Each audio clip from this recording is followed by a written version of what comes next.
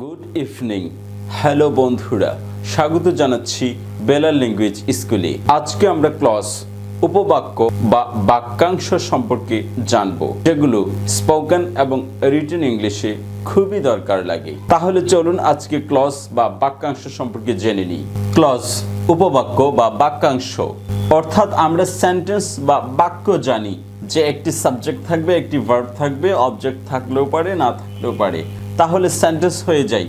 কিন্তু অনেকগুলো সেন্টেন্স বা একের অধিক সেন্টেন্স মিলে যখন বড় সেন্টেন্স বা বাক্য গঠিত হয়, তখন আপনাকে এই ক্লজ বা উপবাক্য সম্পর্কে জানতেই হবে। কারণ ক্লজ বা উপবাক্য হচ্ছে বড় বাক্যের মধ্যে ছোট ছোট অন্যান্য বাক্যগুলো। সেটা একের অধিক হবে, দুইটা হতে পারে, তিনটা হতে পারে, অথবা অনেকগুলো বাক্য একসাথে হতে পারে। অনেকগুলো বাক্য একসাথে হয়ে আরেকটা বাক্য গঠিত হয়, অর্থাৎ একটি বড় বাক্য। সেখানে অন্যান্য ছোট ছোট বাক্যগুলো হয়ে যাবে ক্লজ, উপবাক্য বা বাক্যাংশ। তাহলে ক্লজ আমরা বুঝেছি মানে অনেকগুলো বাক্য মিলে একটি বড় বাক্য গঠিত হবে। তাহলে ক্লজ আবার তিন প্রকার হয়ে থাকে: principal clause, subordinate clause, coordinate clause. Principal clause হচ্ছে যেখানে বাক্যটা স্বাধীন, অর্থাৎ আমি ভাত খাই, আই ইট রাইস, এই কথাটি বললে এখানে আর চাওয়ার কিছু থাকে না, সব স্পষ্ট হয়ে যায়, তাহলে এটা principal clause. Subordinate clause, subordinate clause হচ্ছে একটি বাক্য আরেকটি বাক্যর অধীনে থাকবে, অর্থাৎ একটি প্রিন্সিপাল বাক্য থাকবে আর তার সংযুক্তি হিসেবে আরো ছোট ছোট বাক্য থাকবে, সেটা হচ্ছে সাবঅর্ডিনেট ক্লজ। যেমন it is important that he will do the work, এটা খুবই গুরুত্বপূর্ণ যে সে কাজটি করবে। তাহলে ইট ইজ ইম্পর্ট্যান্ট, এটা খুবই গুরুত্বপূর্ণ। That he will do the work, সে যে কাজটি করবে। তাহলে দ্যাট যুক্ত অংশটা এই ইট ইজ ইম্পর্ট্যান্ট এর উপর নির্ভরশীল। তাহলে ইট ইজ ইম্পর্ট্যান্ট, এটা গুরুত্বপূর্ণ। That he do the work, সে যে কাজটি করবে, এতটুকু বললে একটা বাক্য হয়, কিন্তু আরো কিছু জানার বাকি থাকে, আর এটাই হচ্ছে ডিপেন্ডেন্ট ক্লজ। আর যেটা জানার বাকি থাকে না সেটা হচ্ছে ইন্ডিপেন্ডেন্ট ক্লজ। তাহলে যা জানার থাকবে সেটা হচ্ছে ডিপেন্ডেন্ট ক্লজ, আর যেই সেন্টেন্সের মধ্যে কোনো কিছু এক্সট্রা জানার থাকবে না সেটা হচ্ছে ইন্ডিপেন্ডেন্ট ক্লজ। তাহলে সাবঅর্ডিনেট ক্লজে একটি প্রিন্সিপাল ক্লজ থাকে আর বাকিগুলো ডিপেন্ডেন্ট ক্লজ থাকে, অর্থাৎ এই প্রিন্সিপাল ক্লজের উপর নির্ভরশীল অর্থ প্রকাশ করতে। আর কোঅর্ডিনেট ক্লজ হচ্ছে একই জাতীয় দুটো কাজ যখন আপনি কনজাংশন বা কনজাক্ট করবেন, কনজাংশন দিয়ে জয়েন করবেন, তখন এটা কি কোঅর্ডিনেটিং ক্লজ বলে। He ask and I replied, সে আমাকে জিজ্ঞেস করলো এবং আমি উত্তর দিলাম, অর্থাৎ একই জাতীয় দুটো শব্দ। এই তিন রকমের ক্লজের মধ্যে প্রিন্সিপাল ক্লজ আপনি সহজেই বুঝে যাবেন, যেটা একটা সাবজেক্ট একটা ভার্ব থাকবে। কোঅর্ডিনেটিং ক্লজ এটাও আপনি বুঝে যাবেন যে সমজাতীয় অর্থ প্রকাশ করবে, কিন্তু সেন্টেন্স ভিন্ন হবে। আর সাবঅর্ডিনেট ক্লজটা হচ্ছে আপনি একটু কষ্ট করে বুঝতে হবে, কারণ যত কাজ সেটা হচ্ছে এটার মধ্যেই। আর ইংরেজি বলা লেখা সবকিছুর সৌন্দর্য এই সাবঅর্ডিনেট ক্লজের উপরেই নির্ভর করে। আপনি বড় বড় বাক্য গঠন করতে পারেন এই সাবঅর্ডিনেট ক্লজ দিয়ে। তাহলে এই সাবঅর্ডিনেট ক্লজের আবার তিনটা ধারা আছে। এটা হচ্ছে noun clause, adjective clause, adverbial clause. অর্থাৎ এটা নাউন ক্লজ হতে পারে, নাউন উপবাক্য হতে পারে, অ্যাডজেক্টিভ ক্লজ বা দোষ গুণ এ জাতীয় উপবাক্য বা বাক্যাংশ হতে পারে, অ্যাডভার্বিয়াল ক্লজ বা কোনো কাজ কিভাবে সম্পন্ন হবে এরকম বাক্য গঠিত হতে পারে। তাহলে এই সাবঅর্ডিনেট ক্লজের এই যে তিন প্রকার আছে তার মধ্যে আজকে আমরা নাউনটা দেখব। আর এই নাউনের মধ্যে আবার পাঁচটা ভাগ আছে। এটা হচ্ছে subjective clause, objective clause, complement with subject এবং কমপ্লিমেন্ট উইথ অবজেক্ট। এই কমপ্লিমেন্টটা আবার দুই রকমের হবে। সাবজেক্টের কমপ্লিমেন্টও হতে পারে, মানে সাবজেক্ট যা থাকবে সে সম্পর্কে আরও তথ্য দিবে। অবজেক্টিভ কমপ্লিমেন্টও হতে পারে, মানে অবজেক্ট যা থাকবে তার পাশে আরও তথ্য দিবে এই অবজেক্ট সম্পর্কে। অ্যাপোজিশন ক্লজ, অর্থাৎ দুটো সেন্টেন্স দ্বারা একই জিনিস বোঝাবে। তার মধ্যে আজকে আমরা শুধু এই নাউন ক্লজটা দেখব। তাহলে principal clause, subordinate clause, coordinate clause. এই সাবঅর্ডিনেট ক্লজের তিন প্রকার আছে: নাউন, অ্যাডজেক্টিভ, অ্যাডভার্বিয়াল। তিন প্রকারের মধ্যে নাউন যে একটা আছে এটা আবার পাঁচ রকমের হয়ে থাকে। তাহলে পাঁচ রকমের মধ্য থেকে আজকে শুধু সাবজেক্টিভ ক্লজটা দেখব। তাহলে আজকে শুধু এই সাবজেক্টিভ ক্লজটা দেখব। আর এখানে যে 5 রকমের উপাদান লিখেছি, এই কমপ্লিমেন্ট 2 রকমের আছে এটার মধ্যে। এই 5টা কিন্তু আবার ফাংশন অফ নাউনও বলা হয়, অর্থাৎ নাউনের 5টি ফাংশন, মানে এই 5 জায়গায় নাউন বসতে পারে। তাহলে যেই 5 জায়গায় নাউন বসতে পারে সেই 5 জায়গায় আবার নাউন ক্লজও বসতে পারে। নাউন ক্লজ মানে পুরো একটি সেন্টেন্স নাউনের কাজ করবে, তাহলে এটাই হবে নাউন ক্লজ। তাহলে এই 5 জায়গার মধ্যে আজকে শুধু সাবজেক্টিভ, অর্থাৎ সাবজেক্টের জায়গায় যে নাউন বসে সে অথবা নাউনের পরিবর্তে যে একটি সেন্টেন্স বসে নাউনের কাজ করে, সেই কাজটাই আজকে দেখব। নাউন ক্লজ নামবাচক উপবাক্য বা বাক্যাংশ as a subject to a verb, ভার্বের সাবজেক্ট হিসেবে একটা বাক্য আসবে, সেটা হবে নাউন ক্লজের সাবজেক্টিভ। তাহলে ভার্বের কর্তা হিসেবে আসবে, অর্থাৎ একটা সেন্টেন্স একটা ভার্বের কর্তা হিসেবে আসবে, সাবজেক্ট হিসেবে আসবে। যেমন আই ইট রাইস, আমি ভাত খাই, এখানে আই হচ্ছে সাবজেক্ট। এই আই এর জায়গায় একটি সেন্টেন্স চলে আসবে এবং এই সেন্টেন্সটি যে আই এর জায়গায় আসবে অর্থাৎ নাউনের জায়গায় আসবে, সেই জায়গাটাই হয়ে যাবে নাউন ক্লজ। আর এইটাই আজকে আমরা বাংলা ইংরেজি সহ জেনে যাব। ইট ইজ ক্লিয়ার, এটা স্পষ্ট একটি sentence. Jafri has stolen the money, Jafri টাকাগুলো চুরি করেছে। এটা স্পষ্ট, জাফরি টাকাগুলো চুরি করেছে। এখানে দুটো সেন্টেন্স, এখানে 2টা সেন্টেন্সই কিন্তু প্রিন্সিপাল ক্লজ, স্বাধীন বাক্য। তাহলে এগুলোকে পরাধীন বানিয়ে নাউন ক্লজ বানিয়ে দেব এবং নাউন ক্লজের সাবজেক্টিভ হিসেবে বানিয়ে নেব। তাহলে কিভাবে বানাই দেখুন। ইট ইজ ক্লিয়ার, এটা স্পষ্ট, এটা পরিষ্কার।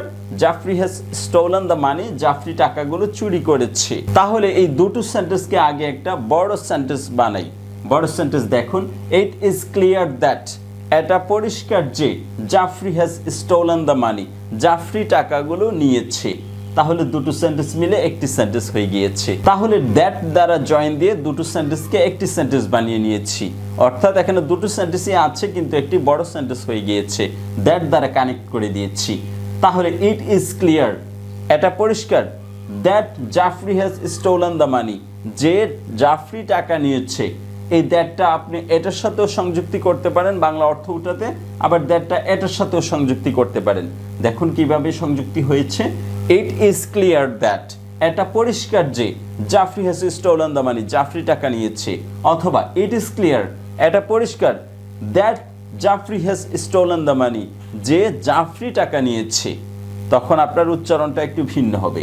তাহলে দ্যাট 2 দিকেই যেতে পারে, কিন্তু প্রকৃতপক্ষে দ্যাটটা কিন্তু পরের সেন্টেন্সটার সাথে সংযুক্তি থাকে। বাংলা অর্থ উঠানোর ক্ষেত্রে আপনি 2 দিকেই নিতে পারেন। তাহলে এটা পরিষ্কার যে জাফরি টাকা নিয়েছে, মাঝখানে যে দিয়ে দুটো সেন্টেন্স যুক্ত করে ফেলেছি। এখন দুটো সেন্টেন্স যুক্ত করে আমরা ন্যারেশনের মতো করে ফেলেছি। এখন এটাকে নাউন ক্লজের সাবজেক্টিভ বানিয়ে নেব। তাহলে কিভাবে বানাবো? তাহলে ইট ইজ ক্লিয়ার, এই যে অংশটা এটা নিয়ে যাব পরে। That Jafri has stolen the money, Jafri টাকা চুরি করেছে, এটা নিয়ে আসবো সামনে। তাহলে নিয়ে আসি, that Jafri has stolen the money, Jafri যেই টাকা নিয়েছে। তখন এই যে এর অর্থটা পরে আসবে, আগে জাফরির নামটা আসবে। That Jafri has stolen the money, Jafri যে টাকা নিয়েছে। ইট ইজ ক্লিয়ার, এটা স্পষ্ট। আর এখন যেহেতু আমি সাবজেক্টিভ বানিয়ে নেব, অর্থাৎ এখানে ইজের সাবজেক্ট হয়ে যাবে এই পুরো সেন্টেন্সটা, তখন এই ইট যে ছিল এই ইটটা উঠে যাবে। ইটটা উঠে গেলে এখানে ইট সাবজেক্ট ছিল, এই সাবজেক্টের জায়গায় এই পুরো সেন্টেন্সটা চলে আসছে। তাহলে that Jafri has stolen the money, Jafri যেই টাকা নিয়েছে, ইজ ক্লিয়ার, সেইটা ক্লিয়ার। এখানে ইজের অর্থ মনে মনে থাকবে, কিন্তু বাস্তবে আপনি ইটটা লিখবেন না। তাহলে দেখুন এখানে নাউন ক্লজ কিভাবে হয়েছে, সাবজেক্টের জায়গায় একটা সেন্টেন্স বসেছে।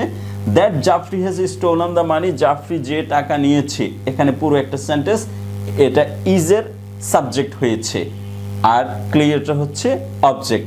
তাহলে অবজেক্ট, ভার্ব, সাবজেক্ট, এই পুরো সেন্টেন্সটা একটা সাবজেক্ট হয়ে গিয়েছে এবং এই সাবজেক্টটা নাউনের জায়গায় বসেছে, অর্থাৎ আই ইট রাইস আই এর জায়গায় বসেছে, এজন্য এটা নাউন ক্লজ হয়ে গিয়েছে। এবং নাউন ক্লজের as a subject to a verb, ভার্বের কর্তা হিসেবে, ইজের কর্তা হিসেবে এই সেন্টেন্সটা ব্যবহৃত হয়েছে, এজন্য এটা নাউন ক্লজ। এবং নাউন ক্লসের মধ্যে সাবজেক্টিভ নাউন ক্লস, অর্থাৎ সাবজেক্টের জায়গায় বসেছে।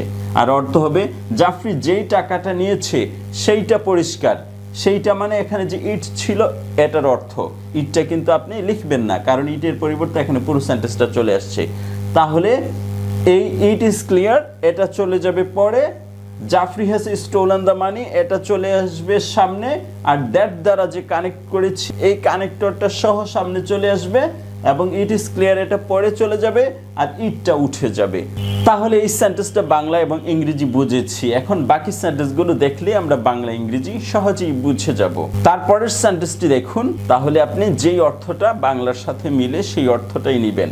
কখন সাধারণত প্রশ্নের জন্য করা হয়, কিন্তু কখনো যখন আপনি একটু লম্বা টান দিবেন, অর্থাৎ আপনার প্রনাউন্সিয়েশন বা উচ্চারণটা যখন লম্বা হবে কখন, তখন কিন্তু আর কোশ্চেন থাকবে না, তখন অন্যরকম একটা ফিলিংস চলে আসবে। তাহলে কখনো বলতে পারেন, যখনও বলতে পারেন। মূলত এটা যখন অর্থ, কিন্তু কখনই ব্যবহৃত হয় লম্বা টান দিয়ে। তাহলে when Jafri will love Zaima is unknown.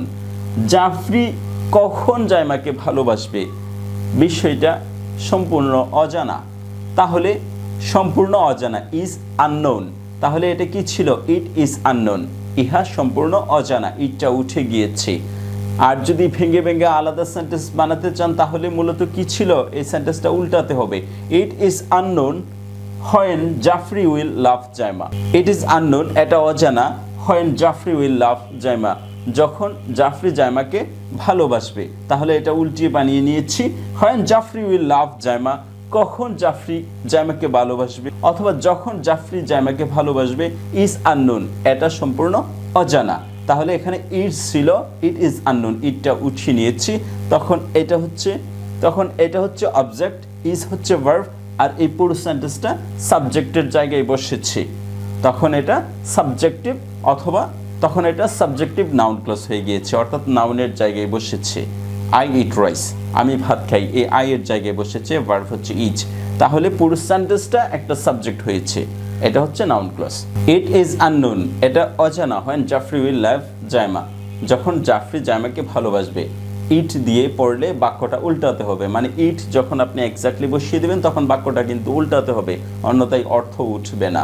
আর মাঝখানে হোয়েন জয়নিং হিসেবে কাজ করবে, আর এখানে কিন্তু জয়নিং হিসেবে কাজ করে নাই, অর্থাৎ একটা পুরোটা সাবজেক্ট হয়েছে যে দ্বারা শুধু ডিপেন্ডেন্ট হয়েছে।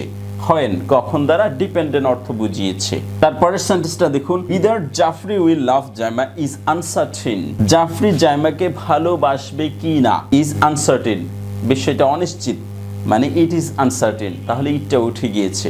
আবার উল্টিয়ে আপনি এই সেন্টেন্সটাও বানাতে পারেন, it is uncertain whether Jafri will love Zaima. Jafri জাইমাকে ভালোবাসবে কিনা এটা অনিশ্চিত।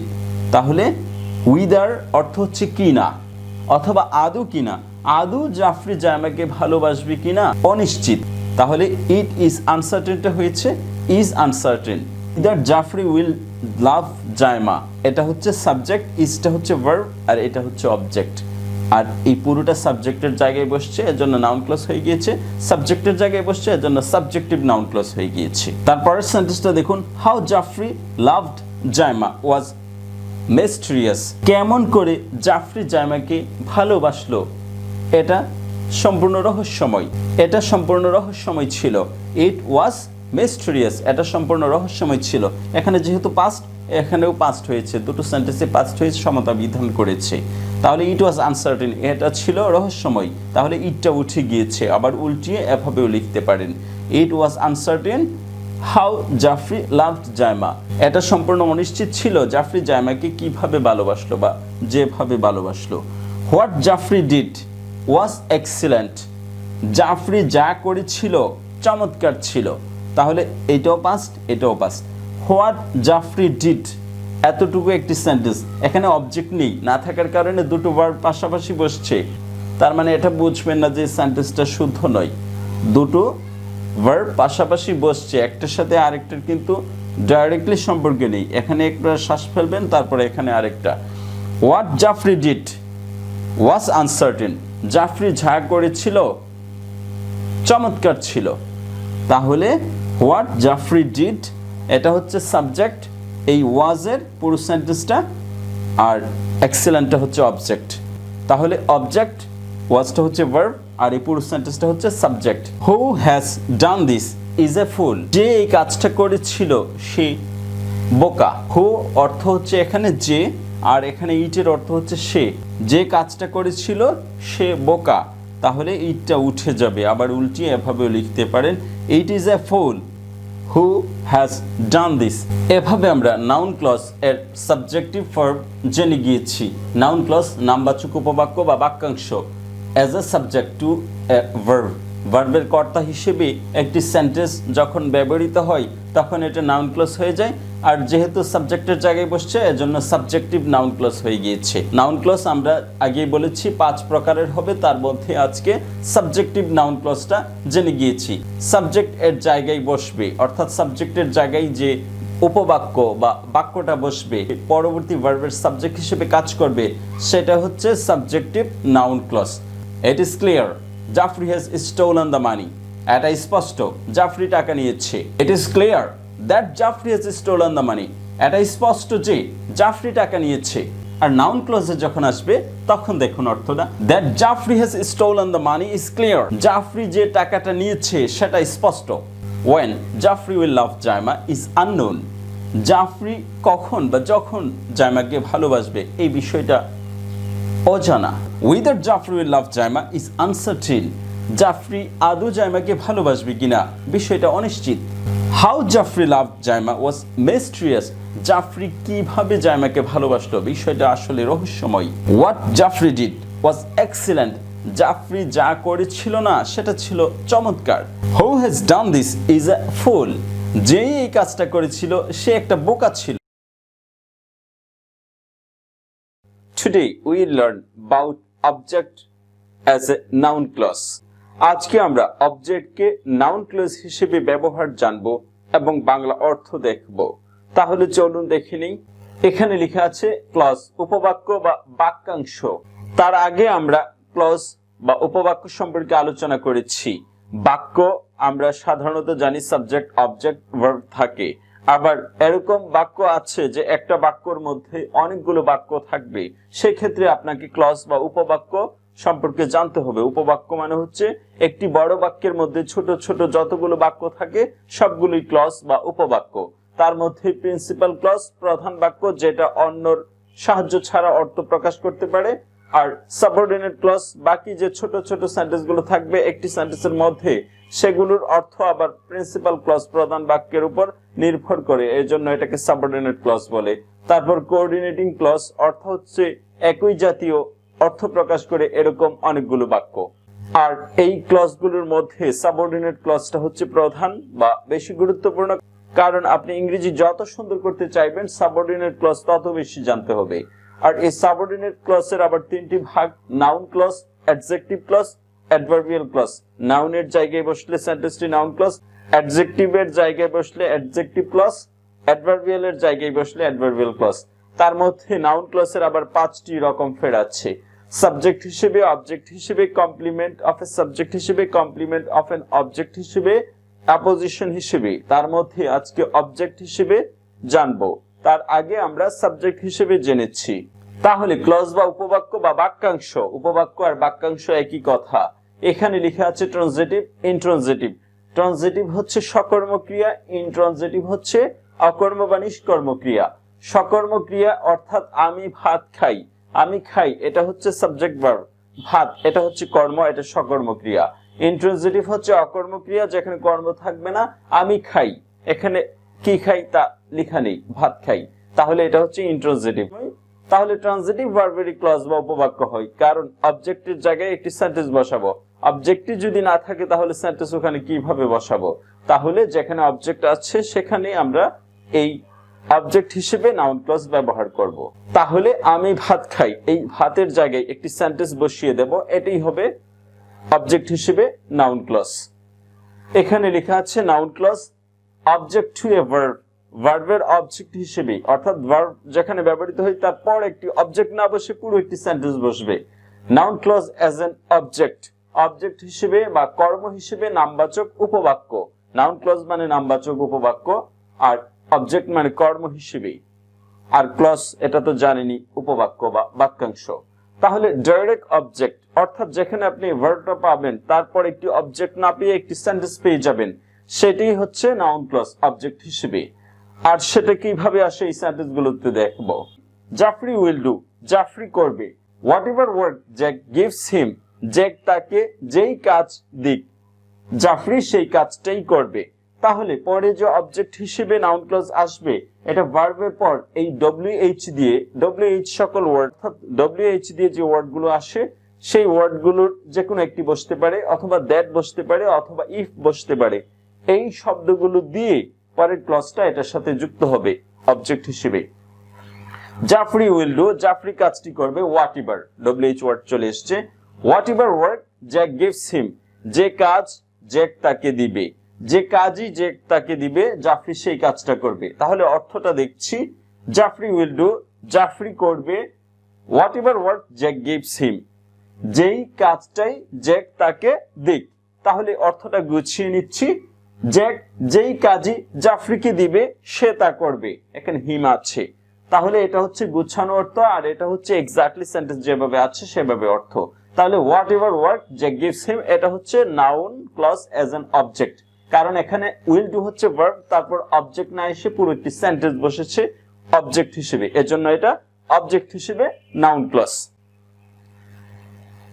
আর এখানে বলেছি যে কাজ সে, আর এখানে বলেছি যে কাজ সে কাজ, মানে অর্থটা উঠাতে আপনাকে এরকম একটি বাংলা নিতে হবে, জ্যাক যে কাজই জাফরিকে দিবে সে সে কাজই করবে। তারপরের সেন্টেন্সটা দেখুন, জাফরি ফরগট, জাফরি ভুলে গেল।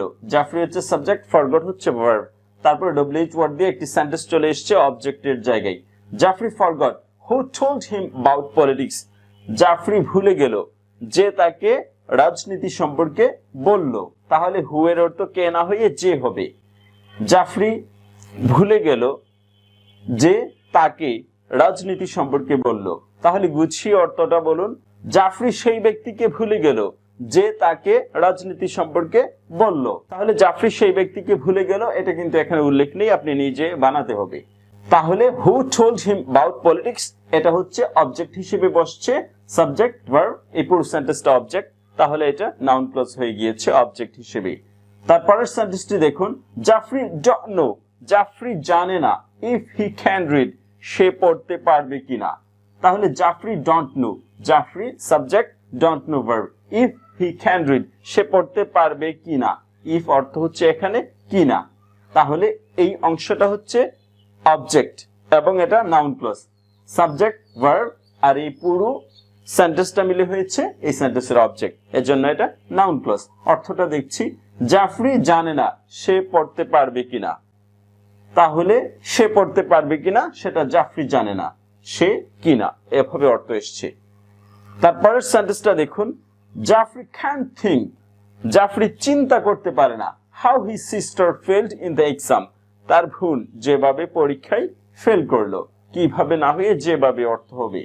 তাহলে জাফরি চিন্তা করতে পারে না কিভাবে বা যেভাবে তার বোন পরীক্ষায় ফেল করলো। যেভাবে তার বোন পরীক্ষায় ফেল করলো সেটা জাফরি চিন্তা করতে পারে না, তাহলে সেইটা কিভাবে বা যেভাবে, আপনি এটা মনে মনে রাখবেন আর এটা উঠাবেন।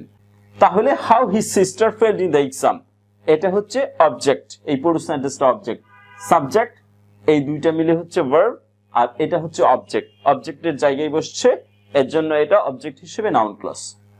তারপরের সেন্টেন্সটি দেখুন, জাফরি নোজ, জাফরি জানে, হোয়ার জাইমা লিভস, যেথায় জাইমা থাকে, যেথায় জাইমা থাকে ডব্লিউএইচ দিয়ে এসছে। এই পুরো সেন্টেন্সটা হচ্ছে নোজ এর অবজেক্ট, তাহলে সাবজেক্ট ভার্ব, এই পুরো সেন্টেন্সটা হচ্ছে অবজেক্ট। তাহলে অর্থটা দেখুন, জাফরি জানে যেথায় জাইমা থাকে, যেথায় জাইমা থাকে সেইটা জাফরি জানে। অর্থ দুই ভাবে আপনি উঠাতে পারেন। তাহলে হোয়ার জাইমা লিভস, এটা হচ্ছে অবজেক্ট এই নোজের, আর নাউন ক্লজ হয়ে গিয়েছে। তারপরের সেন্টেন্সটি দেখুন, Jafri wonder when Zaima will come back, Jafri ভাবছে যখন জাইমা আসবে বা কখন জাইমা আসবে। When Zaima will come back, কখন বা যখন জাইমা আসবে সেইটা জাফরি ওয়ান্ডার, জাফরি ভাবছে। তাহলে সেইটা যখন, যখন সেইটা, অথবা যখন তখন, যেভাবে আপনি উঠাতে পারেন, আর কিছু শব্দ আপনি সাইলেন্ট রেখে দিবেন, অর্থটা উঠাতে শুধু এটার সাহায্য নেবেন। তাহলে when Jemma will come এটা অবজেক্ট হিসেবে এসছে ওন্ডারের, ওন্ডারটা হচ্ছে ভার্ব, সাবজেক্ট ভার্ব, আর এই সেন্টেন্সটা হচ্ছে অবজেক্ট, অবজেক্ট হলেই নাউন ক্লজ। তারপরের সেন্টেন্সটা দেখুন, Jafri knows what caused the accident, এই দুর্ঘটনার কারণটা জাফরি জেনেছিল। হোয়াট কজড দ্য অ্যাক্সিডেন্ট, যেইটা ছিল কারণ, জাফরি নোজ সেইটা জাফরি জেনে ফেলেছিল বা জাফরি জানে, যেইটা কারণ ছিল দুর্ঘটনার সেইটা জাফরি জানে। তাহলে হোয়াট কজড দ্য অ্যাক্সিডেন্ট এটা হচ্ছে অবজেক্ট পুরো সেন্টেন্সটা এই নোজ ভার্বের। তাহলে অবজেক্ট হিসেবে এই নোজ ভার্বের এই সেন্টেন্সটা নাউন ক্লজ হয়েছে। ইনডাইরেক্ট অবজেক্ট, এতক্ষণ দেখেছেন সাবজেক্ট তারপরে ভার্ব তারপরে ডাইরেক্ট অবজেক্ট হিসেবে একটা সেন্টেন্স চলে এসেছে, সেই সেন্টেন্সটা হচ্ছে নাউন ক্লজ। তাহলে ডাইরেক্ট আসতে পারে, আবার ইনডাইরেক্টও আসতে পারে। ইনডাইরেক্ট মানে এখানে কথার মারপ্যাচ থাকবে, শুরুতেই যে সাবজেক্ট আছে সে কাজটা করবে না, অন্যভাবে কাজটা হতে পারে, অন্যভাবে কাজটা হলেই ইনডাইরেক্ট হয়ে যাবে। তাহলে ইনডাইরেক্ট অবজেক্ট হতে পারে, যেমন জাফরি শুড হ্যাভ গিভেন, জাফরির দেয়া উচিত ছিল। হোয়াট হিজ ফাদার সেইড, তার পিতা যা বলেছিল। হোয়াট হিজ ফাদার সেইড, তার পিতা যা বলেছিল, এটা হচ্ছে অবজেক্ট হিসেবে ব্যবহৃত হয়েছে ইনডাইরেক্ট। তাহলে এখানে সাবজেক্ট হচ্ছে জাফরি, অবজেক্ট হয়ে গিয়েছে আরেকজন, এটা ইনডাইরেক্ট। জাফরির ওইটা দেয়া উচিত ছিল যেটা তার পিতা বলেছিল, তাহলে এটা হচ্ছে শুড হ্যাভ গিভেন, এই তিনটা মিলে ভার্ব হয়েছে। এই ভার্বের অবজেক্ট হচ্ছে এই সেন্টেন্সটা ডব্লিউএইচ দিয়ে এসেছে। তারপর অবজেক্ট অফ এ প্রিপোজিশন, তারপর অবজেক্ট অফ এ প্রিপোজিশন অর্থাৎ প্রিপোজিশন হিসেবে আসতে পারে। কিভাবে আসে দেখুন, Jafri would like to play, Jafri খেলতো। With whoever would like to play, তার সাথে যে খেলা করতে চাইতো। জাফরি তার সাথে খেলা করত যে খেলা করতে চাইতো, এখানে আবার উইথ দিবেন না কারণ এখানে উইথ দিয়েছেন। তাহলে Jafri would like to play এটা হচ্ছে ভার্ব, তারপর একটা প্রিপোজিশন আসছে, তারপর আপনার এই সেন্টেন্সটা আসছে। এর জন্য এটা নাউন এর অবজেক্টের প্রিপোজিশন ক্লজ, অর্থাৎ ভার্বের পরে একটা প্রিপোজিশন চলে আসছে, তারপর সেন্টেন্সটা আসছে। Jafri would like to play, Jafri খেলা করত, উইথ সাথে whoever would like to play, যে খেলা করত, যে খেলা করত তার সাথে জাফরি খেলা করত, তার সাথে যে, এরকম বাংলা নিবেন যাতে আপনি অর্থটা বুঝতে পারেন। It depends, it subject depends verb, তারপর অন চলে আসছে, তারপর ওই সেন্টেন্সটা আসছে। On preposition, how you behave, তুমি যেভাবে ব্যবহার করো সেটার উপরে নির্ভর করবে, মানে তুমি যা প্রতিদান পাবে। It depends on how you behave, এটা সেটার উপর নির্ভর করে যেটা তুমি ব্যবহার করে থাকো।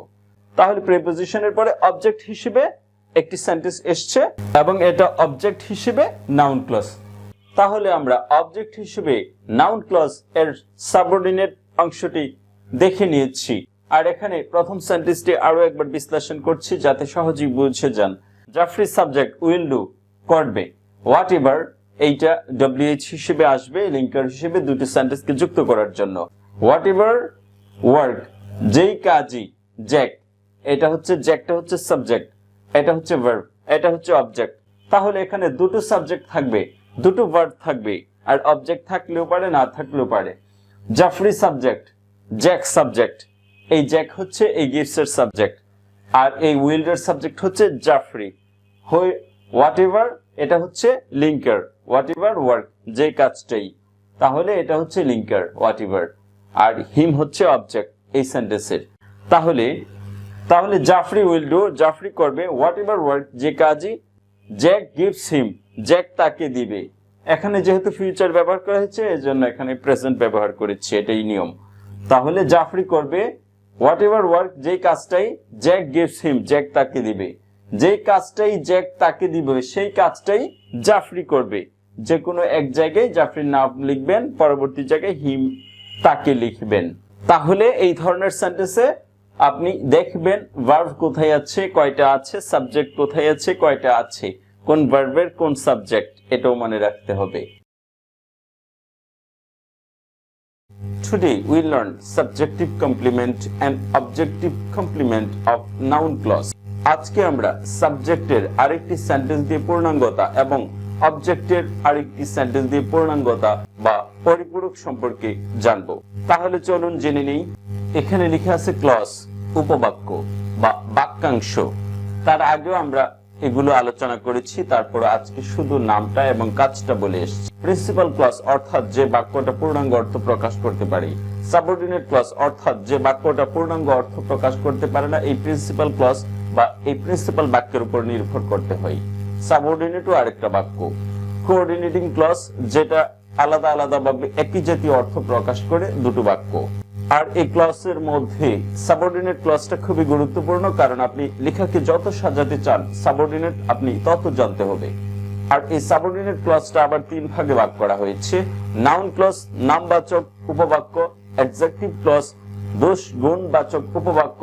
অ্যাডভার্বিয়াল ক্লজ, কোনো কাজ কিভাবে হয় এই সম্পর্কিত উপবাক্য। তার মধ্যে আমরা নাউন ক্লজ সম্পর্কে জানছি। নাউন ক্লজ সম্পর্কে সাবজেক্ট জেনেছি, অর্থাৎ সাবজেক্টের জায়গায় একজন মাত্র ব্যক্তি না বসে একটি সেন্টেন্স বসবে, সেটা হচ্ছে subjective noun clause. Objective noun clause অর্থাৎ আমরা জানি অবজেক্ট একটি মাত্র নাম দিয়ে হয়, কিন্তু এখানে অবজেক্ট একটি নাম না দিয়ে একটি সেন্টেন্স দ্বারা অবজেক্ট বোঝাবে, অর্থাৎ অবজেক্ট যেখানে বসে সেখানে পুরো একটি সেন্টেন্স বসবে। এই দুইটা আমরা জেনেছি। আর এখন আমরা জানবো কমপ্লিমেন্ট। কমপ্লিমেন্ট আবার দুই রকমের হয়, একটা হচ্ছে সাবজেক্টিভ কমপ্লিমেন্ট আর একটা হচ্ছে অবজেক্টিভ কমপ্লিমেন্ট। সাবজেক্টিভ কমপ্লিমেন্ট হচ্ছে সাবজেক্ট যা থাকবে সেইটাকে আরো স্পষ্ট বোঝানোর জন্য ভার্বের পরে আরেকটা সেন্টেন্স আসবে যেটা দ্বারা সাবজেক্টকেই বোঝাবে। আর অবজেক্টিভ কমপ্লিমেন্ট দ্বারা অবজেক্ট যে আসবে একটি শব্দে, সেই শব্দটাকে বোঝানোর জন্য আরো একটি সেন্টেন্স এটার পরিপূরক হিসেবে কাজ করবে বা এটার পক্ষে কাজ করবে, সেটি হচ্ছে অবজেক্টিভ কমপ্লিমেন্ট। আর অ্যাপোজিশনটা আমরা পরবর্তী ক্লাসে আলোচনা করব। তাহলে আজকে আলোচনা করছি কমপ্লিমেন্ট দুই রকমের, সাবজেক্টিভ এবং অবজেক্টিভ। একটি বাক্যের মধ্যে অনেকগুলো ছোট ছোট বাক্য থাকবে, সেগুলোকে বলা হয় উপবাক্য বা বাক্যাংশ। তাহলে দুপাশে দুটো লিখেছি যাতে বুঝতে খুবই সহজ হয়। সাবজেক্টিভ কমপ্লিমেন্ট, অবজেক্টিভ কমপ্লিমেন্ট পাশাপাশি লিখেছি, সহজেই বুঝে যাবেন। আর বাংলা অর্থ সহ তো বলবই। কর্তা মানে একটি সেন্টেন্সে যে কাজ করে সে হচ্ছে কর্তা। যেমন আমি ভাত খাই, আমি হচ্ছি কর্তা। তাহলে এই আমিটাকে আরো একটি সেন্টেন্স এসে আরো স্পষ্ট বুঝাবে যে আমিটা আসলে কে। আবার অবজেক্টিভ কমপ্লিমেন্ট, আমি ভাত খাই, এখানে আমি সাবজেক্ট, খাই ভার্ব, ভাত হচ্ছে অবজেক্ট। তাহলে এই ভাত এটা কি বা কোন কোম্পানির চাউল, এটা স্পষ্ট করার জন্য আরো একটি সেন্টেন্স আসবে, সেটাই হচ্ছে অবজেক্টিভ কমপ্লিমেন্ট। তাহলে কর্তার পরিপূরক বা পূর্ণাঙ্গতা, কর্মের পরিপূরক বা পূর্ণাঙ্গতা। অবজেক্ট মানে কর্ম। প্রথমে আমি এখানে সেন্টেন্স লিখেছি, এই সেন্টেন্সে বাক্য আকারে দেইনি, শব্দ আকারে আগে দিয়েছি যাতে বুঝতে পারেন। এখানে লিখেছি জাফরি ইজ গুড, জাফরি ভালো। জাফরি হচ্ছে সাবজেক্ট, ইজ হচ্ছে ভার্ব, গুড হচ্ছে অ্যাডজেক্টিভ। তাহলে এই গুড দ্বারা এই জাফরিকে বুঝিয়েছে, তাহলে এই গুড দ্বারা এই জাফরিকে বুঝিয়েছে। তাহলে আরো একটি সেন্টেন্স আসবে এভাবে, যে সেন্টেন্স দ্বারা এই সাবজেক্টকেই বুঝাবে। তাহলে এখানে শুধু একটি শব্দ দিয়েছি, আর এই ক্লজ লেখার সময় আমরা এই গুড এর জায়গায় একটি সেন্টেন্স বসিয়ে দেব। আর এই সেন্টেন্সটা অবশ্যই WH ওয়ার্ড দিয়ে শুরু হবে। তাহলে জাফরি ইজ গুড, জাফরি ভালো, এই গুড দ্বারা জাফরিকে বুঝিয়েছে, আর এই গুড এর জায়গায় আমরা অন্য একটি সেন্টেন্স বসিয়ে দেব যে সেন্টেন্সটা দ্বারা জাফরিকে বুঝাবে। এটাই হবে সাবজেক্টিভ কমপ্লিমেন্ট, কারণ সাবজেক্টকে বুঝাবে। তাহলে জাফরি ইজ গুড, জাফরি ভালো। জাফরি হচ্ছে সাবজেক্ট, ইজ হচ্ছে হয়, গুড হচ্ছে ভালো। হয়ের অর্থ বাংলায় বলতে হয় না বা লিখতে হয় না। তাহলে জাফরি ইজ গুড, জাফরি ভালো, এই গুড দ্বারা জাফরিকেই বুঝিয়েছে। তাহলে এই গুড এর জায়গায় আমরা একটি সেন্টেন্স বসিয়ে দেব যে সেন্টেন্সটা দ্বারা এই জাফরিকেই বুঝাবে, অর্থাৎ জাফরিকেই কোয়ালিফাই করবে। তখনই এটা সাবজেক্টিভ ক্লজ হয়ে যাবে। তাহলে গুড, এখানে একটি ওয়ার্ড আছে, এখানে একটি সেন্টেন্স বসিয়ে দেব। আর এখানে লিখেছি objective complement. Jafri found Zaima tired, Jafri found Zaima, Jafri জাইমাকে পেল টায়ার্ড, ক্লান্ত অবস্থায়। তাহলে এটা হচ্ছে সাবজেক্ট জাফরি, জাফরি জাইমাকে ক্লান্ত দেখলো। জাফরি হচ্ছে সাবজেক্ট, ফাউন্ড হচ্ছে ভার্ব, জাইমা হচ্ছে অবজেক্ট। তাহলে এই টায়ার্ড, এই টায়ার্ড দ্বারা কাকে বুঝিয়েছে? জাফরিকে বুঝিয়েছে না জাইমাকে বুঝিয়েছে? নিশ্চয়ই জাইমাকে বুঝিয়েছে। জাফরি ফাউন্ড জাইমা টায়ার্ড, জাফরি জাইমাকে ক্লান্ত দেখলো। তাহলে এই জায়মাকে বুঝিয়েছে এই শব্দটা এসে, এটা হচ্ছে অবজেক্ট, সাবজেক্ট ভার্ব অবজেক্ট। তাহলে অবজেক্টকে আরো একটি শব্দ এসে বুঝিয়েছে, এটাও কিন্তু একটা সেন্টেন্স হয়ে গিয়েছে। এটা মূলত ছিল, এটার আগে হুইচ এবং একটি বি ভার্ব আছে, কিন্তু তা লুকায়িত আছে, তা আমরা পরবর্তী কোনো ক্লাসে আলোচনা করব। এই একটা শব্দ একটি সেন্টেন্সকে বুঝিয়েছে। তাহলে জায়মা থার্ড, এই থার্ড এর জায়গায় আমরা পুরো একটি সেন্টেন্স বসিয়ে দেব এবং এই সেন্টেন্সটাই জায়মাকে বুঝাবে। তাহলে এটা হয়ে যাবে অবজেক্টিভ কমপ্লিমেন্ট, মানে জায়মাকে আরো একটু স্পষ্ট করার জন্য আরো একটা সেন্টেন্স আসবে, এসে এটাকে স্পষ্ট করবে। জায়মাকে স্পষ্ট করলেই পরিপূরক হয়ে যাবে বা পূর্ণাঙ্গতা পেয়ে যাবে, তখনই এটা অবজেক্টিভ কমপ্লিমেন্ট নাউন ক্লজ হয়ে যাবে। আর এখানেও একটি সেন্টেন্স এসে এই সাবজেক্টকে পূর্ণাঙ্গ করে দেবে বা পরিপূরক করে দেবে অথবা পূর্ণাঙ্গতা পাইয়ে দেবে, তখনই এটা সাবজেক্টিভ কমপ্লিমেন্ট নাউন ক্লজ হয়ে যাবে।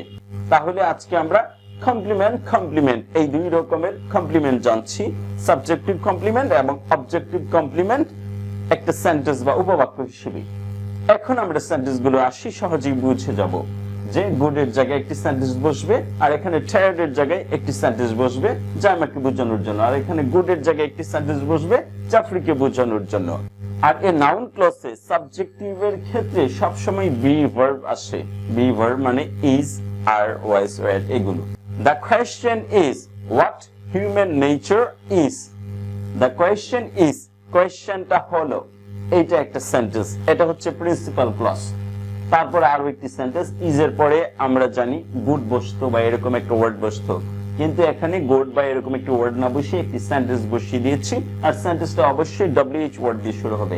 What human nature is, human nature যা, সেইটাই হলো কোয়েশ্চেন। তাহলে হিউম্যান মানব প্রকৃতি যা, সেইটাই হলো কোয়েশ্চেন। তাহলে দ্য কোয়েশ্চেন ইজ, কোয়েশ্চেনটা হলো হোয়াট হিউম্যান নেচার ইজ, মানুষের প্রকৃতি যা। মানুষের প্রকৃতি যা সেটাই হলো কোয়েশ্চেন। প্রশ্নটা হলো মানুষের প্রকৃতি যা, আর এটা সাজিয়ে অর্থ উঠবে মানুষের প্রকৃতি যা তাই হলো প্রশ্ন বা সেইটাই হলো প্রশ্ন। যা লেখা আছে হোয়াট যা, তার সাথে মিলানোর জন্য আপনি তা বা সেইটা এরকম একটি বাংলা নিয়ে আসবেন। দ্য কোয়েশ্চেন ইজ, এতটুকু হচ্ছে প্রিন্সিপাল ক্লজ, মানে এতটুকু বললে বাক্য শেষ, পূর্ণাঙ্গ অর্থ প্রকাশ পেয়ে যায়। আর হোয়াট হিউম্যান নেচার ইজ, এটা হচ্ছে সাবঅর্ডিনেট ক্লজ, মানুষের প্রকৃতি যা, এইটা বললে অর্থ স্পষ্ট হয় না, এজন্য আরেকটা সেন্টেন্স লাগে। এই সেন্টেন্সটা আগে লিখে আছে principal clause. The question is, কোয়েশ্চেনটা হলো মানুষের প্রকৃতি যা তাই হলো কোয়েশ্চেন। যা পর্যন্ত বললে আপনাকে একটু অপেক্ষা করতে হবে যে তারপর কিছু একটা আসবে, আর তাই হলো প্রিন্সিপাল ক্লজ। মানুষের প্রকৃতি যা তাই হলো কোয়েশ্চেন। তাহলে এই সাবঅর্ডিনেট ক্লজের অর্থ আগে উঠাবেন, তখন একটা নির্ভরশীলতা তৈরি হবে, তারপর মেইন ক্লজটার অর্থ দিয়ে দিবেন। মানুষের প্রকৃতি যা তাই হলো প্রশ্ন। তাহলে দ্য কোয়েশ্চেন ইজ, এতটুকু হলো principal clause. What human nature is subordinate noun clause, subordinate noun clause, subordinate noun clause complement. আবার এটা দ্য কোয়েশ্চেন ইজ এইটাকে আরো স্পষ্ট করছে, হোয়াট হিউম্যান নেচার ইজ, মানুষের প্রকৃতি যা। তাহলে দ্য কোয়েশ্চেনটা হচ্ছে সাবজেক্ট এবং এই সাবজেক্টের অর্থটাকে এই সেন্টেন্সে এসে স্পষ্ট করেছে, এজন্য এটা সাবজেক্টিভ কমপ্লিমেন্ট। আর এটা কিন্তু একটা সেন্টেন্স, এখানে হিউম্যান হচ্ছে সাবজেক্ট, হিউম্যান নেচার হচ্ছে সাবজেক্ট, ইজ হচ্ছে ভার্ব, আর হোয়াটটা হচ্ছে লিঙ্কার। তাহলে প্রশ্নটা হলো মানুষের প্রকৃতি যা, মানুষের প্রকৃতি যা তাই হলো প্রশ্ন। আর এটা দেখেছি সাবজেক্টিভ কমপ্লিমেন্ট হিসেবে। এখন একটা অবজেক্টিভ কমপ্লিমেন্ট হিসেবে দেখে নি। জাফরি টোল্ড জায়মা, জাফরি জায়মাকে বলল, প্রিন্সিপাল ক্লজ শেষ, সাবজেক্ট ভার্ব অবজেক্ট শেষ।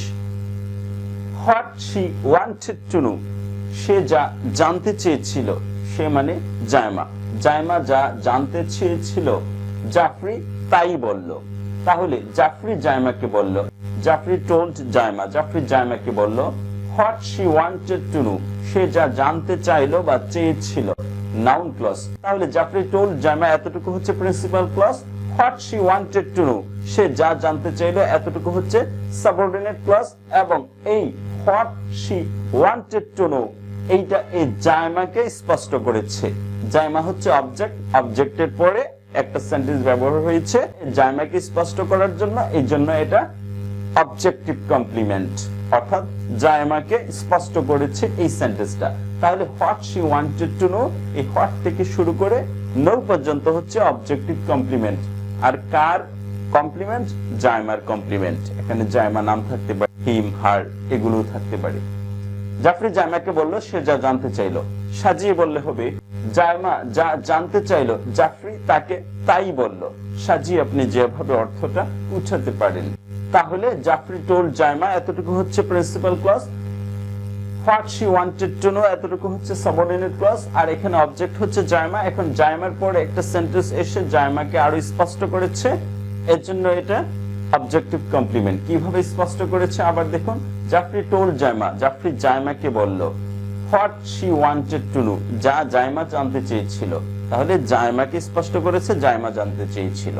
তারপরের সেন্টেন্সটিতে আসুন, this is what Jafri said, what Jafri said, Jafri যা বলল।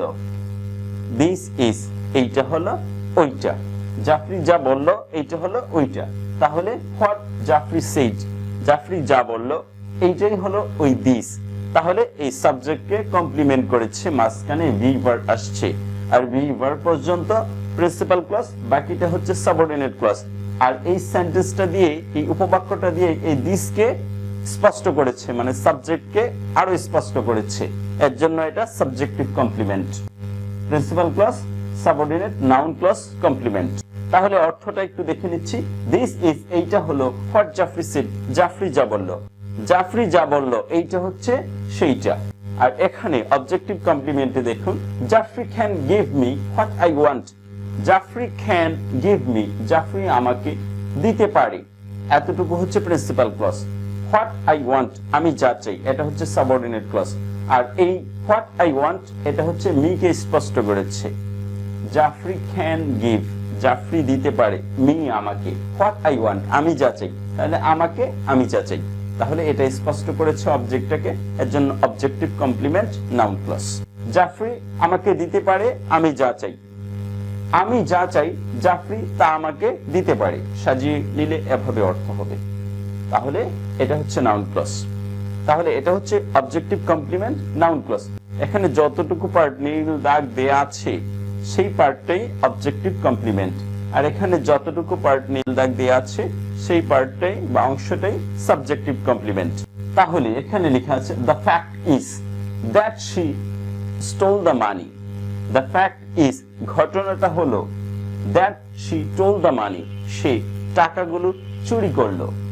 তাহলে the fact is principal clause, that he stole the money সে যা চুরি করলো বা সে যেইটা চুরি করলো, দ্যাট মানে ওইটা বা যেইটা। তাহলে দ্য ফ্যাক্ট ইজ এতটুকু হচ্ছে প্রিন্সিপাল ক্লজ, আর পরের অংশটা হচ্ছে সাবঅর্ডিনেট ক্লজ। আর এই অংশটা এসে দ্য ফ্যাক্ট যেটা ঠিক সেইটাকে বুঝিয়েছে। কিভাবে বুঝিয়েছে? দ্য ফ্যাক্ট ইজ ঘটনাটা হলো, that he stole the money সে যেই টাকাগুলো চুরি করলো সেইটাই হলো ঘটনা, মানে একই জিনিস বুঝিয়েছে। সাবজেক্ট যে ঘটনাটা বুঝিয়েছে, এই সেন্টেন্সটি ঠিক একই ঘটনা বুঝিয়েছে, এর জন্য এটা সাবজেক্টিভ কমপ্লিমেন্ট। আর এই সেন্টেন্সটা দেখুন, you may show me whatever I like. You may show me তুমি আমাকে দেখাতে পারো, সেন্টেন্স শেষ। এটা হচ্ছে principal clause. Whatever I like আমি যা চাই। তাহলে ইউ ক্যান শো মি তুমি আমাকে দেখাতে পারো হোয়াট এভার আই লাইক আমি যা চাই। তাহলে মি আমাকে দেখাতে পারো আমি যা চাই, এই মি কে স্পষ্ট করেছে, এই অবজেক্টকে কমপ্লিট করেছে একটি সেন্টেন্স এসে, এর জন্য এটা অবজেক্টিভ কমপ্লিমেন্ট এবং noun clause. You may show me whatever I like, you may show me তুমি আমাকে দেখাতে পারো হোয়াট এভার আই লাইক আমি যা চাই। Whatever I like you may show me আমি যা চাই তা তুমি আমাকে দেখাতে পারো। দিস ইজ এইটা হলো, হোয়াই আই কেম হিয়ার আমি যে কারণে এখানে এসেছি বা আসলাম। এইটা হলো সেইটা যে কারণে আমি এখানে আসলাম। আমি যে কারণে আসলাম এইটা হচ্ছে সেইটা, দিস ইজ। এতটুকু হচ্ছে principal clause. Why I came here এটা হচ্ছে সাবঅর্ডিনেট ক্লজ। আর এইটা দ্বারা এই দিসটাকে বুঝিয়েছে, মাঝখানে ভি ভার্ব এসছে, এর জন্য এটা subjective complement of noun clause. This is এইটা হলো, হোয়াই আই কেম হিয়ার আমি যে কারণে এখানে আসলাম। আমি যে কারণে এখানে আসলাম এইটা হচ্ছে সেইটা। আই ফরগট জ্যাক, আমি জ্যাককে ভুলে গেলাম। when he went away, যখন সে চলে গেল। আমি I subject forgot verb Jack object, তাহলে এই অবজেক্টকে আরো স্পষ্ট করেছে। আই ফরগট জ্যাক, আমি জ্যাককে ভুলে গেলাম। when he went away, যখন সে চলে গেল, তাহলে জ্যাককে আরো স্পষ্ট করেছে তার চলে যাওয়াটা। তাহলে আমি জ্যাককে ভুলে গেলাম যখন সে চলে গেল। যখন জ্যাক চলে গেল তখন আমি তাকে ভুলে গেলাম। দিস ইজ, এইটা হলো where জাফরি লিভস, যেথায় জাফরি থাকে। যেথায় জাফরি থাকে এইটা হচ্ছে সেইটা। তাহলে দিস দ্বারা যা বুঝিয়েছে এই সেন্টেন্সটা দ্বারা ঠিক একই জিনিস বুঝিয়েছে, জাফরির থাকার জায়গাটা। তাহলে দিস ইজ এতটুকু হচ্ছে প্রিন্সিপাল ক্লজ, একটি sentence. where Jafri lives, Jafri যেথায় থাকে, এটা হচ্ছে আরেকটি সেন্টেন্স এবং সাবঅর্ডিনেট ক্লজ, এবং এটা দ্বারা দিস কে স্পষ্ট করেছে, এজন্য দিস সাবজেক্ট, আর এটা দিস এর কমপ্লিমেন্ট এবং নাউন ক্লজ। তারপরের সেন্টেন্সটি দেখুন, I saw Jafri where he lived, I saw Jafri, আমি জাফরিকে দেখলাম। where he lived, সে যেথায় থাকতো। তাহলে আমি জাফরিকে দেখলাম। আই স জাফরি, জাফরিটা হচ্ছে অবজেক্ট। where he lived, সে যেথায় থাকতো, এই জাফরিকেই স্পষ্ট করেছে তার থাকার জায়গাটা খুঁজে বের করে। তাহলে আই স জাফরি, আমি জাফরিকে দেখলাম। where he lived, সে যেথায় থাকতো। জাফরি যেথায় থাকতো, আমি সেথায় তাকে দেখলাম। The truth is that he was very shy. The truth is, সত্যটা হলো, is সত্যটা হয়, that he was very shy, সে ছিল খুবই লজ্জিত। তাহলে that he was very shy, এইটা আর the truth একই জিনিস, এইটা দ্বারা ওইটাকে বুঝিয়েছে। অর্থটা দেখুন, the truth is, সত্যটা হলো, that he was very shy, সে ছিল লজ্জিত। সে ছিল লজ্জিত এবং ওইটাই ছিল সত্য। তাহলে এই সেন্টেন্সটা দ্বারা এই ট্রুথকে বুঝিয়েছে। ট্রুথ হচ্ছে সাবজেক্ট, আর এটা যেহেতু এই ট্রুথকে একটি সেন্টেন্স দ্বারা বুঝিয়েছে, এর জন্য এটা সাবজেক্টিভ কমপ্লিমেন্ট, মাঝখানে ভি ওয়ার্ড দ্বারা যুক্ত হয়েছে। আমি আগেই বলেছি এই সাবজেক্টিভ কমপ্লিমেন্টে সবসময় ভি ওয়ার্ড দ্বারা প্রথম সেন্টেন্সটা বা প্রিন্সিপাল ক্লজটা আসবে, তারপরে সাবঅর্ডিনেট ক্লজটা অন্য ভার্ব দিয়ে আসতে পারে। জাফরি told truth, জাফরি সত্য বলল। that he had stolen the money, সে যে টাকাটা নিয়েছিল। তাহলে Jafri told the truth, truth হচ্ছে অবজেক্ট, আর এই অবজেক্টকে that he had stolen the money এইটা স্পষ্ট করেছে। জাফরি সত্য বলল, এই সত্যটা হচ্ছে এই সেন্টেন্সটা, সে টাকা চুরি করেছে। তাহলে ট্রুথকে বুঝিয়েছে, এর জন্য এটা অবজেক্টিভ কমপ্লিমেন্ট, অবজেক্টকে স্পষ্ট করেছে এবং নাউন ক্লজ। তাহলে এখন দ্রুত ইংরেজিটা শুধু পড়ে নিচ্ছি যাতে আমরা অর্থটা এমনিতেই স্পষ্ট হয়ে যায়। Jafri is good. Jaffrey found Jemma tired. The question is what human nature is. Jaffrey told Jemma what she wanted to know. This is what Jaffrey said. Jaffrey can give me what I want. The fact is that he stole the money. You may show me whatever I like. This is why I came here. I forgot Jake when he went away. This is where Jaffrey lived. I saw Jaffrey where he lived. The truth is that he was very shy. Jaffrey told the truth that he had stolen the money. Today we learn apposition of noun clause. আজকে আমরা নামবাচক উপবাক্যের apposition বা তুল্যভাবে স্থাপিত sentence সম্পর্কে জানব। তাহলে চলুন জেনে নিই। এখানে লেখা আছে ক্লজ বা উপবাক্য বা বাক্যাংশ। তার আগে আমরা যা জেনেছিলাম তা এক নজরে দেখে আসি। এখানে লেখা আছে প্রিন্সিপাল ক্লজ। প্রিন্সিপাল ক্লজ মানে মেইন বাক্য। অনেকগুলো বাক্য মিলে যখন একটি বড় বাক্য হয় তখন প্রধান যে অংশটি অর্থাৎ যে বাক্যটি অন্য বাক্যের উপর নির্ভর না, নিজে নিজেই অর্থ সম্পূর্ণ প্রকাশ করতে পারে, সেটা হচ্ছে প্রিন্সিপাল ক্লজ বা মূল বাক্য। তারপর আছে সাবঅর্ডিনেট ক্লজ। সাবঅর্ডিনেট ক্লজ অনেক ধরনের হয় এবং সেগুলো এখানে আলোচনা করব। তারপর আছে কোঅর্ডিনেটিং ক্লজ। কোঅর্ডিনেটিং ক্লজ মানে একই জাতীয় বাক্য, ওই সেন্টেন্সটার মধ্যে অনেকগুলো থাকবে। আর সাবঅর্ডিনেট মানে হচ্ছে এই প্রিন্সিপাল ক্লজ বা মূল বাক্যের অধীনে অন্যান্য ক্ষুদ্র ক্ষুদ্র যে বাক্য থাকবে সেগুলো হচ্ছে সাবঅর্ডিনেট ক্লজ। আর এই সাবঅর্ডিনেট ক্লজের আবার তিনটি ভাগ রয়েছে: নাউন ক্লজ, নামবাচক উপবাক্য, অর্থাৎ যেখানে নাম বসে সেখানে একটি নামবাচক উপবাক্য বসতে পারে, সেটা হচ্ছে নাউন ক্লজ। অ্যাডজেক্টিভ ক্লজ যেখানে অ্যাডজেক্টিভ বসে সেখানে একটি দুষ গুণবাচক বাক্য বসতে পারে এই অ্যাডজেক্টিভ একটা ওয়ার্ডের পরিবর্তে, সেটা হচ্ছে অ্যাডজেক্টিভ ক্লজ বা অ্যাডজেক্টিভ উপবাক্য। অ্যাডভার্বিয়াল ক্লজ কোনো কাজটা যেভাবে সম্পন্ন হয় একটি শব্দে যেখানে প্রকাশ করা হয় সেখানে একটি শব্দের পরিবর্তে একটি সেন্টেন্স অ্যাডভার্ব হিসেবে বা কিভাবে কাজটা করে সেভাবে বোঝাতে পারে, সেটা হচ্ছে অ্যাডভার্বিয়াল ক্লজ। তার মধ্যে এখানে আমরা নাউন ক্লজ, নাউন ক্লজের আবার 5টি ভাগ, অর্থাৎ ফাংশন অফ নাউন, যেখানে নাম বসতে পারে, অর্থাৎ একটি সেন্টেন্সে 5 জায়গায় নাম বসতে পারে বা নাউন বসতে পারে, সেই 5 জায়গায় আবার নাউন ক্লজ বা একটি বাক্যও বসতে পারে নাউন হিসেবে, সেই বিষয়টাই এখানে স্পষ্ট করা হয়েছে। সাবজেক্ট হিসেবে বসতে পারে, অর্থাৎ যেখানে সাবজেক্ট হিসেবে একটি নাউন বসার কথা ছিল সেখানে সাবজেক্ট হিসেবে নাউন ক্লজ বসতে পারে। অবজেক্ট যেখানে অবজেক্ট থাকে সেখানে অবজেক্টটা না বসে একটি ওয়ার্ড না বসে একটি সেন্টেন্স বসতে পারে অবজেক্ট হিসেবে। কমপ্লিমেন্ট অর্থাৎ পরিপূরক, কমপ্লিমেন্ট আবার 2 প্রকার, সাবজেক্টিভ কমপ্লিমেন্ট, অবজেক্টিভ কমপ্লিমেন্ট, অর্থাৎ সাবজেক্ট দ্বারা যা বোঝায় আরেকটি সেন্টেন্স মেইন ভার্বের পরে আরেকটি সেন্টেন্স এসে ঠিক সাবজেক্টকে বুঝাবে, এটা হচ্ছে সাবজেক্টিভ কমপ্লিমেন্ট। অবজেক্টিভ কমপ্লিমেন্ট অর্থাৎ ভার্বের পরে যে অবজেক্ট আসে সেই জায়গায় সেই অবজেক্টকে বোঝানোর জন্য তার পাশে আরো একটি সেন্টেন্স আসতে পারে এই অবজেক্টটাকে বোঝানোর জন্য, সেটা হচ্ছে অবজেক্টিভ কমপ্লিমেন্ট। আর অ্যাপোজিশন হলো নির্ধারিত কতগুলো শব্দ আছে, এই শব্দগুলো অবজেক্ট হিসেবে যখন প্রিন্সিপাল ক্লজের বসে তখন এই অবজেক্টটাকে বোঝানোর জন্য আরেকটা সেন্টেন্স হুবহু এসে এই অবজেক্টটার যে কাজ ঠিক একই কাজ বুঝাবে, সেটা হচ্ছে অ্যাপোজিশন। তাহলে আজকে আমরা অ্যাপোজিশন সম্পর্কে জানবো। নাউন ক্লজ নামবাচক উপবাক্য, অ্যাপোজিশন তুল্যভাবে পাশাপাশি স্থাপন। তাহলে নাউন ক্লজের মধ্যে থাকবে এই অ্যাপোজিশন বা নামবাচক উপবাক্যটি, আর এই অ্যাপোজিশন অর্থ হচ্ছে তুল্যভাবে পাশাপাশি স্থাপন। তাহলে এখানে কতগুলো শব্দ দেয়া হয়েছে, এই শব্দগুলো পরে আমরা বিশ্লেষণ করব। এই শব্দগুলো অবজেক্ট হিসেবে থাকতে হবে, তারপরে একটি সেন্টেন্স আসবে দ্যাট বা WH দ্বারা যুক্ত হয়ে।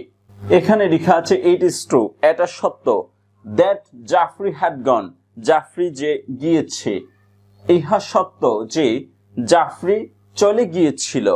তাহলে এক্স্যাক্টলি অর্থ হচ্ছে এটা, ইট ইজ ট্রু এতটুকু হচ্ছে principal clause, it subject, is verb, true হচ্ছে অবজেক্ট। তারপর এই ট্রু এর পাশে দ্যাট দ্বারা আরো একটি সেন্টেন্স যুক্ত হয়েছে বা বাক্য যুক্ত হয়েছে, এটা হচ্ছে অ্যাপোজিশন।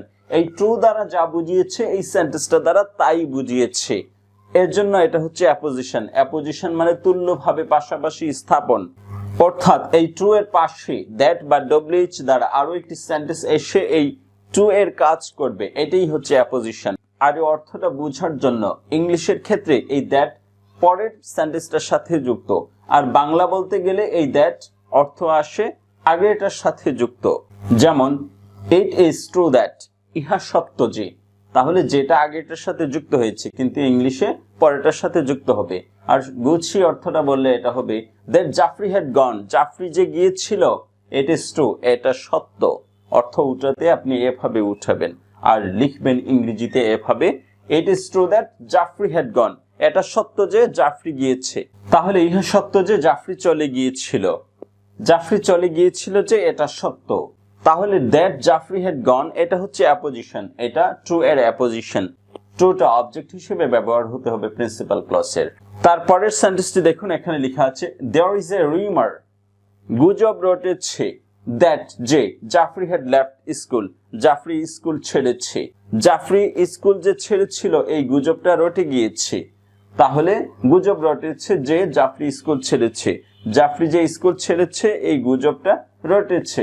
তাহলে রিউমার এটা অবজেক্ট হিসেবে আসছে এই ইজের, আর এটার পাশে অ্যাপোজিশন হিসেবে আরো একটা সেন্টেন্স বসেছে দ্যাট দ্বারা যুক্ত হয়ে, that Jafri had gone, Jafri যে গিয়েছিল। তাহলে দ্যাট জাফরি হ্যাড গন এইটা হচ্ছে একটা sentence, there is a rumour এটা হচ্ছে একটি সেন্টেন্স। এটা প্রিন্সিপাল ক্লজ মানে মূল বাক্য, আর এটা হচ্ছে সাবঅর্ডিনেট ক্লজ মানে এটার উপর নির্ভর করে। তারপরের সেন্টেন্সটি দেখুন, এখানে লেখা আছে Jafri must face the fact, Jafri অবশ্যই খেসারত দেবে বা মুখোমুখি হবে, that he has spoiled all the time, সে যে সবটা সময় অপচয় করেছে বা নষ্ট করেছে, সে যে সবটা সময় নষ্ট করেছে সেজন্য সে অবশ্যই খেসারত দেবে, মাস্ট ফেস। তাহলে মাস্ট ফেস হচ্ছে ভার্ব, দ্য ফ্যাক্ট এটা হচ্ছে অবজেক্ট। তারপরে দ্যাট দ্বারা একটি সেন্টেন্স যুক্ত হয়েছে পাশে তুল্যভাবে পাশাপাশি স্থান, অর্থাৎ ফ্যাক্ট দ্বারা যা বুঝিয়েছে এই সেন্টেন্সটা দ্বারা তাই বুঝিয়েছে, শুধু এই ফ্যাক্টকে এখানে বিশ্লেষণ করা হয়েছে, এতটুকুই। তাহলে জাফরি যে সবটা সময় নষ্ট করেছে সেটার খেসারত সে অবশ্যই দেবে। তারপরের সেন্টেন্সটি দেখুন, the news that Jafri is dead is false. এতক্ষণ আমরা একরকমের সেন্টেন্স পড়েছি, এখন আবার ভিন্ন রকমের সেন্টেন্স, কিন্তু কাজ একই। এখানে আবার ডিপেন্ডেন্ট ক্লজ অর্থাৎ সাবঅর্ডিনেট ক্লজটা মাঝখানে বসছে, অর্থাৎ অ্যাপোজিশনটা এখানে এসে মাঝখানে বসছে। কেন মাঝখানে বসছে? কারণ এই সেন্টেন্সটা এখানে যে ওয়ার্ডগুলো দেখছি এগুলোর পাশে থাকতে হবে। এখানে একটা ওয়ার্ড আছে নিউজ, তাহলে নিউজ শব্দটা যেহেতু ব্যবহার করেছি এবং নিউজের পাশে এই সেন্টেন্সটা রাখতে হবে, তাহলে নিউজের পাশে সেন্টেন্সটা রাখতে হলে সেন্টেন্সটাকে মাঝখানে নিয়ে আসতে হয়। আর যে মেইন সেন্টেন্সটা ছিল এটা দুই ভাগ করে সাবজেক্টটা সামনে পাঠিয়ে দিয়েছি আর ভার্ব এবং অবজেক্টটা পিছনে পাঠিয়ে দিয়েছি, মাঝখানে এই সেন্টেন্সটা বসিয়েছি। মেইন সেন্টেন্সটা দেখুন, দ্য নিউজ ইজ ফলস, ঘটনাটা মিথ্যা। That Jafri is dead, Jafri যে মারা গিয়েছে, জাফরি যে মারা গিয়েছে সেই ঘটনাটা মিথ্যা, জাফরি যে মারা গিয়েছে সেই ঘটনাটা মিথ্যে। তাহলে মাঝখানে এই সেন্টেন্সটা এসে বসছে এবং নিউজের পাশে আছে এই অর্থগত দিক ঠিক রাখার জন্য অ্যাপোজিশন তুল্যভাবে পাশাপাশি স্থাপন, তাহলে নিউজের পাশে এই সেন্টেন্সটা বসতে হবে। আবার এটা ভেঙ্গেও দিয়েছি, দ্য নিউজ ইজ ফলস, সংবাদটা মিথ্যা। That Jafri is dead, Jafri যে মারা গিয়েছে, এটা বোঝার জন্য আলাদা করে দিয়েছি। তারপরের সেন্টেন্সটা দেখুন, একই নিয়মে মাঝখানে আরেকটা সেন্টেন্স এসে বসবে। হিজ বিলিফ, তার বিশ্বাস, মেড আস অল লাফ, আমাদের সকলকে আনন্দ দিল। That someday he would success, কোনো একদিন সে যে সফল হবে, কোনো একদিন সে যে সফল হবে, এই বিশ্বাসটা আমাদের সকলকে আনন্দ দেয় বা দিল। তাহলে এই বিলিফের পাশে এই সেন্টেন্সটা থেকেছে অর্থগতভাবে ঠিক থাকার জন্য, এজন্য মাঝখানে এসে বসছে। আর প্রিন্সিপাল ক্লজটি দুই ভাগ হয়ে সাবজেক্ট সামনে চলে গিয়েছে, ভার্ব এবং অবজেক্ট পিছনে চলে গিয়েছে। আবার এখানে ভেঙে দিয়েছি, his belief made us all laugh, তার বিশ্বাস আমাদের সকলকে আনন্দ দেয়। That someday he would be success, কোনো একদিন সে যে সফল হবে। তাহলে এখানে আবার ভেঙে দিয়েছি। আর অ্যাপোজিশন বানাতে হলে এই পরের অংশটা সামনে বা মাঝখানে নিয়ে আসতে হবে এবং এই বিলিফের পাশে এই সেন্টেন্সটা রাখতে হবে। অর্থ কিন্তু একই, এইটার যা অর্থ এটার ঠিক একই অর্থ, এইটার যা অর্থ এইটার ঠিক একই অর্থ, কিন্তু এখানে সেন্টেন্সটা সাজানো সুন্দর করা হয়েছে, এখনো সুন্দর করা হয়েছে, আর এখানে সাজানো হয়নি, অ্যাপোজিশন হয়নি, কিন্তু সেন্টেন্স লিখলে হবে। তাহলে অ্যাপোজিশন আমরা বুঝেছি। এখন অ্যাপোজিশনটা সাবজেক্ট টু এ কমপ্লিমেন্ট অর্থাৎ নাউনের সাবজেক্ট টু এ কমপ্লিমেন্টের সাথে মিশে যায়, কিন্তু কিভাবে আলাদা করব সেটা একটু বুঝে নেই।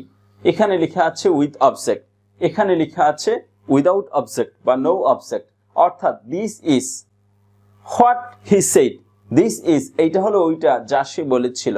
তাহলে দিস ইজ এর পরে একটা অবজেক্ট হওয়ার কথা ছিল এই শব্দগুলো দিয়ে, ফ্যাক্ট, ট্রুথ, নিউজ, কিন্তু এখানে অবজেক্ট আসেনি।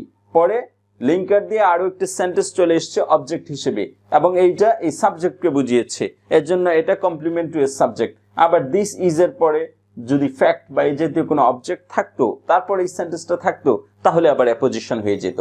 তাহলে অবজেক্ট থাকার শর্ত হচ্ছে অ্যাপোজিশন হওয়ার পূর্ব শর্ত, আর এখানে অবজেক্ট আছে এজন্য অ্যাপোজিশন হয়েছে, এখানে অবজেক্ট নেই এজন্য এটা complement to a subject of noun clause. তারপর সেন্টেন্সটাও ঠিক একই, the fact is that he stole the pen, ঘটনাটা হলো যে সে কলমটা চুরি করেছে। তাহলে দ্য ফ্যাক্ট এই শব্দটা আসছে কিন্তু এখানে সাবজেক্ট হিসেবে আসছে, অবজেক্ট হিসেবে আসেনি, আর ইজ আসছে তারপরে কিন্তু অবজেক্ট আসেনি। সরাসরি একটি লিঙ্কার দিয়ে আরেকটা সেন্টেন্স চলে এসছে অবজেক্ট হিসেবে এবং এটা দ্বারা ফ্যাক্টকেই বুঝিয়েছে, কিন্তু এখানে অবজেক্ট না থাকার কারণে এটা কমপ্লিমেন্ট টু এ সাবজেক্ট, আর এখানে অ্যাপোজিশন কারণ এখানে অবজেক্ট হিসেবে আসবে। তাহলে এখানে কতগুলো শব্দ লিখেছি, এই শব্দগুলো আসলেই এই অ্যাপোজিশনটা হবে। Fact, truth, news, report, rumour, explanation, belief, statement, word, এই শব্দগুলো অবজেক্ট হিসেবে আসবে, তারপর পাশাপাশি WH বা দ্যাট দিয়ে একটি সেন্টেন্স যুক্ত হবে, তখন অ্যাপোজিশন। তাহলে এখানে প্রথম অংশটা শুধু নাউন ক্লজের অংশটা লিখেছি, পাশাপাশি পরবর্তী সেন্টেন্সের প্রথম শব্দটা লিখেছি এবং পরে আপনি যে কোনো সেন্টেন্স বসিয়ে এটা ঠিক করতে পারেন। দেয়ার ইজ এ ফ্যাক্ট, ঘটনা আছে, দ্যাট যে, দ্যাটটা পরের সেন্টেন্সের অংশ। দেয়ার ইজ এ ফ্যাক্ট, ঘটনা আছে, দ্যাট যে he has stole the money, সে টাকা চুরি করেছে। তাহলে ঘটনা আছে এটা হচ্ছে প্রিন্সিপাল ক্লজ, দ্যাট দ্বারা আরেকটি সেন্টেন্স যুক্ত করবেন। তাহলে এটা হচ্ছে প্রিন্সিপাল ক্লজ, পরে দ্যাট দিয়ে যে সেন্টেন্সটা যুক্ত হবে এটা হচ্ছে apposition of noun clause. Truth, it is truth that, এটা সত্য যে। তাহলে ইট ইজ ট্রুথ এতটুকু পর্যন্ত প্রিন্সিপাল ক্লজ বা প্রিন্সিপাল উপবাক্য, আর দ্যাট দিয়ে আরেকটি সেন্টেন্স যুক্ত করবেন। News, there is a news that, সংবাদ আছে যে। রিপোর্ট, ইট ইজ রিপোর্টেড, এটা প্রতিবেদন হয় যে অথবা খবরে প্রকাশ হয় যে, এটা প্রতিবেদন হয় অথবা খবরে প্রকাশ, দ্যাট যে, খবরে প্রকাশ যে। Rumour, that is a rumour, গুজব আছে যে, দ্যাট আরেকটি সেন্টেন্স আনবেন। Explanation, there is an explanation, ব্যাখ্যা আছে যে, দ্যাট যে, তারপর একটি সেন্টেন্স আসবেন। বিলিভ, ইট ইজ বিলিভ, এটা বিশ্বাস করা হয়, দ্যাট যে, একটি সেন্টেন্স নিয়ে আসবেন। Statement, there is a statement that, বর্ণনা আছে যে। Word, it is word to word that, কথার কথা আছে যে, দ্যাট দ্বারা আরো একটি সেন্টেন্স নিয়ে আসবে। তাহলে পরে এই দ্যাটের পরে যে কোনো সেন্টেন্স নিয়ে আসলে এটা অ্যাপোজিশন হয়ে যাবে, কারণ এখানে প্রতিটা এই শব্দ অবজেক্ট হিসেবে ব্যবহৃত হয়েছে। তারপর দ্যাট বা ডব্লিউএইচ দিয়ে আরো একটি সেন্টেন্স নিয়ে আসবেন, এটা অ্যাপোজিশন হয়ে যাবে। অর্থ সহ আমরা অ্যাপোজিশন বুঝে গিয়েছি। তাহলে দ্রুত একবার সাজানো অর্থটা পড়ে নিচ্ছি। It's true that Jafri had gone, Jafri যে চলে গিয়েছে এটা সত্য। There is a rumour that Jafri had left the school, Jafri যে স্কুল ছেড়েছিল এরকম একটা গুজব রটেছে। Jafri must face the fact that he has spoiled all the time, Jafri যে সবটা সময় নষ্ট করেছে এটার খেসারত সে অবশ্যই দেবে। The news that Jafri is dead is false, সংবাদটি জাফরি যে মরেছে মিথ্যে। His belief that someday he would succeed, তার বিশ্বাস সে যে কোনো একদিন সাকসেস হবে, এটা সবাইকে হাসাবে বা আনন্দ দিবে। এভাবে আমরা apposition of noun clause Bangla এবং ইংরেজিতে জেনে গিয়েছি। আশা করি আপনি সেন্টেন্সকে এভাবে বুঝলে আপনার ইংরেজি বলা এবং লেখা খুবই সুন্দর হবে। ভিডিওটি সম্পূর্ণ দেখার জন্য ধন্যবাদ। আরো নতুন নতুন ভিডিও পাওয়ার জন্য আমার এই চ্যানেলটি সাবস্ক্রাইব করে এই চ্যানেলের সঙ্গেই থাকবেন। ভালো থাকবেন, বাই বাই।